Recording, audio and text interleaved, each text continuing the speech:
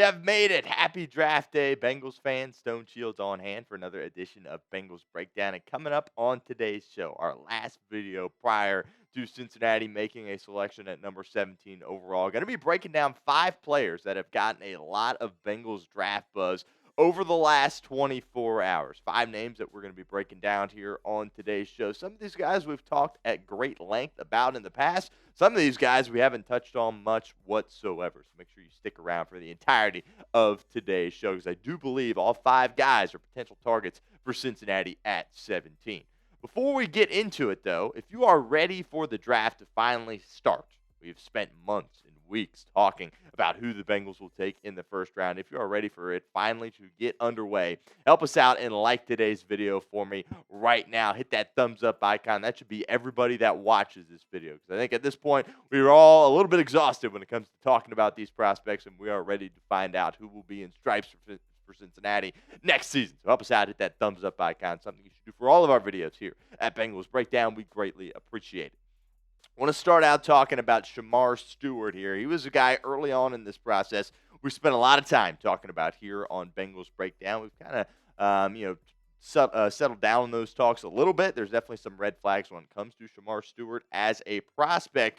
But Matt Miller at ESPN has the Bengals taking Shemar Stewart at number 17 overall in his final mock draft for ESPN. Let's take a look here at what Matt Miller had to write for ESPN, saying, a source told me not to overthink the Bengals draft plan. Stewart is a toolsy player with high upside who could eventually replace Trey Hendrickson. I do understand that quote, right? Cincinnati desperately looking for someone that can rush the quarterback, and Shemar Stewart has the traits necessary in order to be able to do it. But as we all know here at this point, he has not been able to rush the quarterback. The production is it's astounding, honestly, when you look at the lack of production for Shemar Stewart. This is a guy that is a freak athlete, arguably the freakiest athlete in the entirety of this draft. The production simply was not there. And Cincinnati, of course, as we've talked about, needs their number 17 overall pick to come in and contribute to this football team immediately. They cannot afford to bring in a project similar to Myles Murphy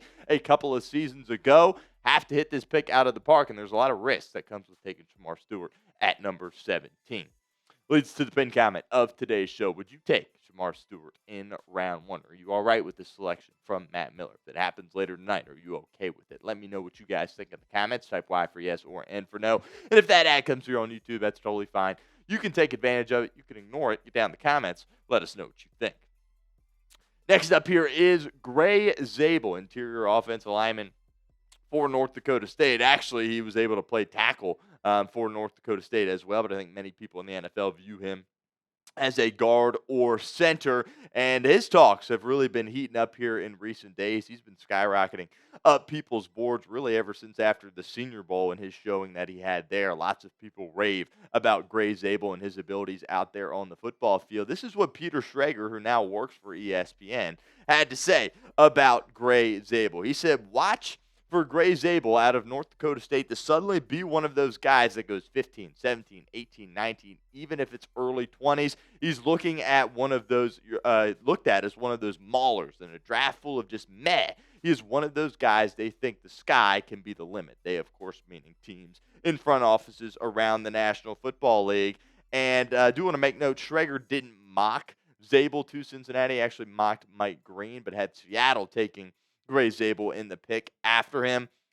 Answered a lot of questions at the Senior Bowl. Again, he played all 5 spots along the offensive line. There's a lot of versatility there. The biggest red flag for me is that he was incredible as a run blocker, right? But that obviously is not what Cincinnati does the most. They are a pass-first football team. We all understand that. And his pass block numbers are phenomenal, but North Dakota State didn't really do a ton of that. They very much were a run-first football team, the complete opposite of Cincinnati. And, he's going to undergo a position change, obviously, as well. That could be a bit of a concern. There is some arm length that he lacks additionally as well. But as you take a look here at this Bengals depth chart along the offensive line, we all know that that isn't okay if you run that group of guys out there for week 1 of the 2025 season. You need someone to come in that guard and really help you out. And really, Grey Zabel reminds me in a lot of ways of Ted Karras. I think he could kind of be a Ted Karras 2.0. Karras would absolutely love a guy like Zable, but obviously there are a lot of questions on defense. Do you draft an offensive lineman in the first round, or do you go with defense? We'll find out altogether in a matter of hours. We'll continue with our show here in a minute, but first, I want to give a shout out to our friends over at Game Time, as today's show is presented by Game Time. Game Time makes getting tickets even faster and easier. Prices on the Game Time app actually go down the closer it gets to the first pitch. With killer last-minute deals, all-in prices, views from your seat, and their lowest price guarantee, Game Time takes the guesswork out of buying MLB tickets. They got those last-minute deals. Save up to 60% off buying last minute for sports, concerts, comedy, theater, and more. Also, those zone deals, really like those. Save even more when you choose a section and let Game Time choose the seats for you. Also, that all-in pricing. Toggling this feature up front allows you to see your total up front so you don't get hit with any of those surprise fees at checkout like some of those other ticketing companies can get you with. Also, Cincinnati Redlegs were able to get a win yesterday in Miami, not get swept. Things appear to be trending in the right direction. Make sure you check out some of those tickets to see those Cincinnati Redlegs play at GABP. So take the guesswork out of buying tickets with Game Time. Download the Game Time app, create an account, use code CHATSPORTS for $20 off your first purchase. Terms apply. But again, create an account, redeem code CHATSPORTS for $20 off. Download the Game Time app today. Last minute tickets, lowest prices, all guaranteed. Next up here is Derrick Harmon, defensive tackle out of Oregon. I said on yesterday's show, that is my prediction for Cincinnati. I think they are going, if I had to pick one guy and say, you said, Stone, who are the Bengals taking? I think it would be Derrick Harmon out of Oregon at number 17. And Brian Broaddus says that Derrick Harmon could potentially fall due to some medical concerns, dealing with a shoulder injury that apparently some teams are concerned about. A lot of people have mocked him the end of the draft, like a Kansas City or a Philadelphia, and he might even slip out of the first round, which really, really is hard for me to believe because to me, he is a sure lock, surefire, top 20 guy. And look, he didn't miss a single game over his final 3 years. I think that is very noteworthy, right? It's not like he's a guy that has a long history of getting hurt. This very much is something that popped up in the offseason that teams certainly are concerned about, but it hasn't been an issue for him at Oregon. This is a guy that really could help the Cincinnati Bengals defense. They need somebody to come in along their defensive line, whether it is an edge rusher or whether it is a defensive tackle, and he can absolutely get after the quarterback and provide a pass rush from the interior of the defensive line, something Cincinnati hasn't had, and Lord knows how long. And I think a lot of people in this Bengals organization are a big fan of Derrick Harmon. I question on whether or not they would move off him just because of the shoulder thing. How serious is it? I don't know. Nobody really does know at this point, but Derrick Harmon, very much a prospect for the Cincinnati Bengals. Don't be surprised at all if you hear his name called on later tonight. What would be your one-word reaction to a potential Derrick Harmon pick? Let me know. Are you all right with this? They take Derrick Harmon, and you're like, yeah, that's fine. We can roll with that. Or you ticked off if they pick Derrick Harmon. Regardless, get your one-word reaction for me down in the comments of today's show. Next up here, second to last guy we'll be talking about here on today's show, Kelvin Banks Jr. I haven't spent a ton of time talking about Banks, offensive lineman out of Texas, was a tackle for them, probably will transition and play guard in the NFL. That's what a lot of people seem to think. Paul Dehner Jr. actually mocked Kelvin Banks Jr. to Cincinnati in one of those group athletic mock drafts, not his final one. But when all the athletic beat writers got together and he made the pick for Cincinnati, he took Kelvin Banks Jr. Let's see what Paul Dehner Jr. had to say about Kelvin Banks Jr. writing. The entire league might be expecting the Bengals to go defense here, but potentially finding a long-term answer in protecting Joe Burrow and raising the floor for the line as a whole goes a long way. Banks would plug in as a starter at guard immediately with a chance to become a tackle of the future, or at the very least move out to tackle if injury issues return for Orlando Brown Jr. or Amarius Mims on the edges. Suddenly, the Bengals' offensive line feels more stable for the short and long term than at any point with Burrow. Paired with the return of Jamar Chase and T. Higgins, the offense is set, and Cincinnati can turn all of its attention to the other side of the ball and take advantage of the defensive line depth for new coordinator Al Golden. Look, I've kind of gone back and forth on this, right? Clearly, you need help on the defensive side of the football, but if you're in love with the player, you got to take him. And obviously, it is a position of need, bolstering that offensive line for Joe Burrow. And I think that could be very problematic if you don't take a guy at the top of the draft that really can help you along the offensive line. Now, if you go offensive line, I think you need to hold on to your second round pick, right? I've said before on this show, it feels like Cincinnati is going to pick in the first round and then move out of the second round to get more of those picks to add to their total of 6.